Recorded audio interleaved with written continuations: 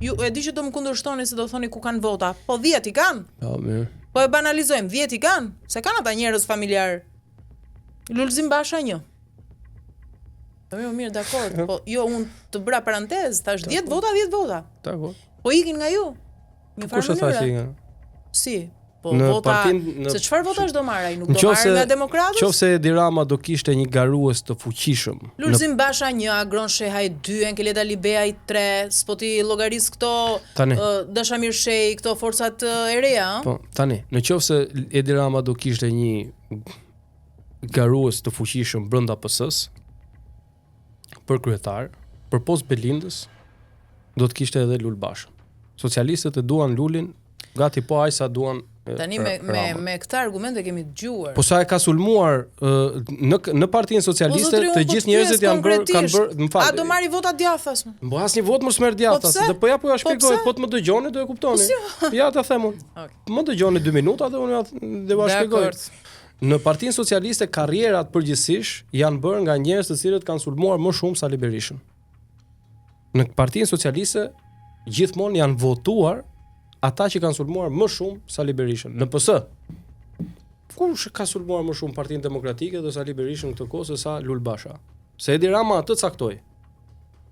A do marri vota ky votat i merr te PS-ja. Në PD s'ka asnjë vot. Po, asnjë vot s'ka. Te ne s'ka asnjë vot. Okej. Te PD-ja te demokratët asnjë vot, ata që lan rrugë. Okej. Ata ka vota, asnjë vot. Po Agron Shehaj. Agron Shehaj. Tani, për vërtet jo vetëm për Agron Shehajin, po për të gjithë të tjerët. Unë nuk mundet të flas dhe të as unë dhe as kush nuk ka drejtën të thotë dikujt që ke drejt bësh parti apo s'ke drejt bësh parti. Të bësh një parti është në drejtën e gjithë secilit dhe unë respektoj vendimarrjen e gjithë secilit. Por dhe kjo besoj mirëkuptohet. Kur unë shikoj që ti hyn me një qëllim që unë do të marr 5 deputet, në rastin më të mirë ti po vjen për të kërkuar një pazar. Pra, ti vjen si një forcë e re, hiqesh si një forcë e re. Po çon si po ka. nuk pin më ujë sepse kjo është një lojë e vjetër. Po un po të pyes konkretisht, a ikin vota, a copzohet opozita, nuk është e bashkuar, është e ndar. A e mund dot Edi Ramën me kaq shumë copza sa janë copzat e Edi Ramës, jo tona. Janë pafund mo alternativa. Copzat e Edi Ramës. Po nuk marrin vota këto copza? Po ja marrin Edi Ramës, më zonë se ti keni dëgjuar ju tezat e atyre. Më fal, po e keni dëgjuar ato janë tezat e ekstremit të majt. To janë tezat e ekstremit të majt, jo tonat. Agron Shehaj ka tezat e ekstremit majt, Lulzim Basha ka tezat e ekstremit majt, Enkeleta Libeaj po ashtu, Dashamir Shej po ashtu. Për këto unë ju thash, nuk ka shqiptar sot që nuk e kupton që parti që ti krijon 6 muaj para është për të mbajtur atë që është në pushtet. Dhe qëllimi është pikërisht kjo që thoni ju, fragmentimi i votës opozitare.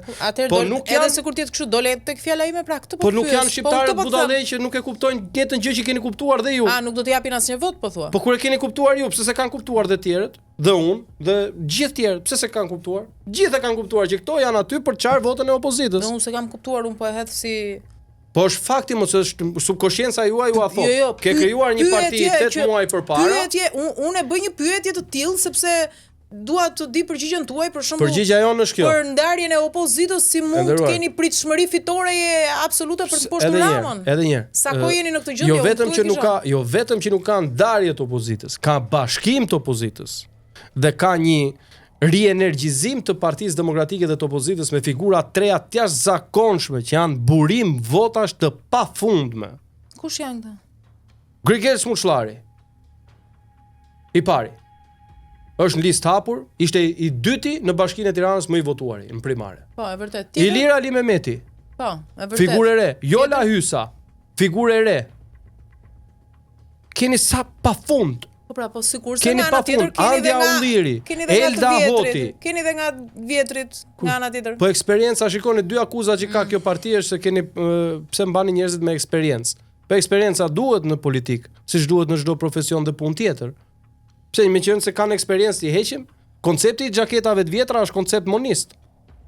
Ky është koncept i Partisë Punës Shqiptare. Xhaketat e vjetra është teza e Enver Hoxhës. Ne i vlerësojmë ata. Çfarë do i thoni ju Mons Paus? Më dëgjeni një akuzë mua për Mons Paun. 30 vjet në politik. Ne atë e kemi si medalje. Që ka 30 vjet në politik dhe nuk e kisha për Mons Paun, po për asnjërin. Për këtë mund ta keni. Për kë mund ta keni? Bëni krahasimet e listave tona, po në listat nuk na i zgjell Altin Hajri. që merrte në telefon Edi Ramën dhe i thoshte ma lëviz qyrben nga numri 5 në numrin 3.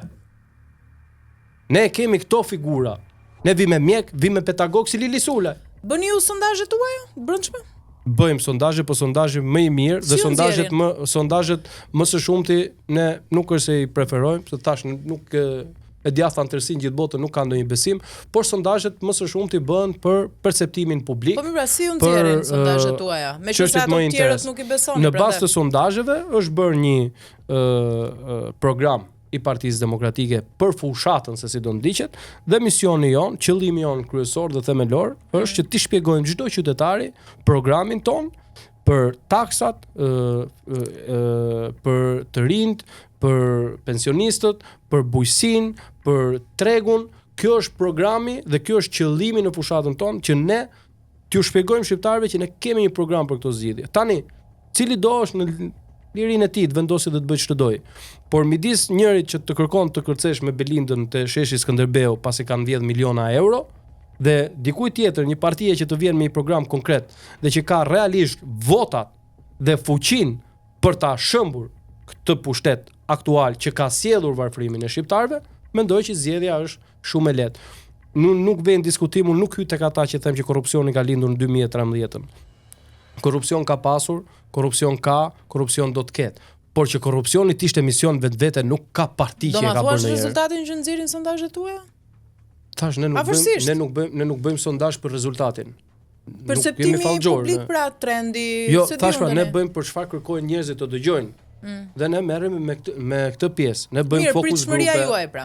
Po e bëj ndryshe pyetje. Pritshmëria jonë është një dhe vetëm fitoria e zgjedhjeve. Po unë nuk do rri këtu të bëj fallxhorin se sa mandatet marr, me këto që shtin fall merret. Po për Tiranën si e keni objektivin? Meqense ti je në Tiranë. Fitoren e Tiranës. Fitoren e Tiranës. Sa mandate 18 deri në 20 mandate. Është ajo dhe jam i bindur që do të arrijmë me sukses. Unë thash, nuk shikoj asnjë arsye. Unë nuk mendoj që partia ime është perfekte. Unë nuk mendoj që ne jemi perfekt. Unë nuk mendoj që ne mund zgjidhim gjithçka, por që ne mund fillojmë me zgjidhjet dhe që ne jemi një parti që të rikthejmë një normalitet. Më fal, bëj një pyetje. Po më fal, po ta marr vetëm 1 minutë. Çfarë mund të presësh nga një monster? Monster, duhet të jesh monster, duhet të jesh shumë i lig. Që ditën që një familje i ndodh një tragjedi, dhimbja e cilës është e paimagjinueshme për çdo që se provon në lëkurë, ti e merr atë tragjedi, humbjen e një fëmije në një shkollë dhe e përdor për interes elektoral. Dhe thu do heq TikTokun. Çfarë mostre duhet të jesh që mos ndjesh 1 minutë dhimbje për qytetarët të cilët ti ke detyrën ti urush fëmijët. Dhe sot të vi një nga ata shkencëtarë e paftyr që dilnin në për studio dhe të mbronin mbylljen e TikTokut, se ishte ai problemi kur të dy fëmijët s'kishin fare platformën TikTok. Dhe s'ishin fare pjesa e asaj platforme. Vin ton cilat janë masat që ka marrë qeveria për t'i siguruar fëmijët sot. Cilat janë? Mbas asaj ngjarje. 0 masa. E hoqi për zgjedhje TikTokun thua? 0 masa.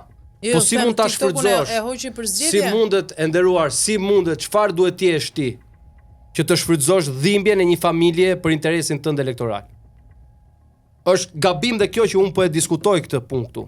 Por nuk mund trim pa e folur që një njeri i lig, i kësisoj, nuk ka kurrë një interes, jo të interes kombëtare të shqiptarëve këto, ai ka vetëm një interes, interesin e xhepit dhe të pushtetit vet. Ai do pushtet për të bërë para. Dhe me para të blej prokurorët që t'i shpëtojnë kokën atij. Nuk ka dollar apo euro që i shpëton kokën atij. Ai do e përfundoj karrierën e vet në burg. S'ka kush kon tjetër. Si të gjithë kolegët e vet. Siç i futi kolegët dhe kolegët do t'i fusin. Kam një pyetje për të mbetur sërish tek fushata elektorale. Tashmë Krisela Civita ka ardhur në Shqipëri, po bën fushatën tuaj etj. Si ka ndryshuar plani juaj i punës? Ka ndryshime apo kjo nuk lidhet me ju, lidhet vetëm me kryetarin? Jo, është një fushata e përgjithshme ajo që ne po bëjmë sot, është në konsultim me Krisela Civita. Ai është arkitekti i fushatës. Çfarë po themi metodologjie të re? Të gjitha këto që po shikojmë, por thelbi i të gjithave është takimi me qytetarët. Der në çdo biznes, në çdo sepse në një pamje të përgjithshme duket, po themi, një linjë tradicionale që ka ndjekur gjithmonë në fushat Partia Demokratike. Mund të themi nëse mund të kishte në një hapja për shembull ishte e njëjtë me fushatat e tjera, me një njëjtë stil. Jo, ishte krejt e kundërta, një stil tradicional. Unë kështu e mbaj mend, ndoshta gaboj. Për shembull, po të mbajmë mend hapjet e tjera, të marrim vetëm të fundit, për shembull 2023-shit, ka qenë krejt ndryshe, ka qenë pa foltore, pa të rinjt, pa mesazhin politik të brenduar pas folsave. Vetëm takimi i fundit që bëm ne, për shembull tek hapja e fushatës, qartazi mund të shikoj që ishte dora e Chris Klasivitas, sepse ngjasonte me hapjet që bën në Shtetet e Bashkuara të Amerikës. Dhe ishte koncepti i tij ajo. Për atë punë edhe Edi Rama apo bën një lloj fushate Jo, Edi Rama kërceu tallava. Flas stilin e përgjithshëm, jo vetëm hapjes. Asnjë lidhje se ka ai me Trumpin, përveç një emri ka lidhje ai. Por me ndjeshmëri të ndryshme, me Gonigal.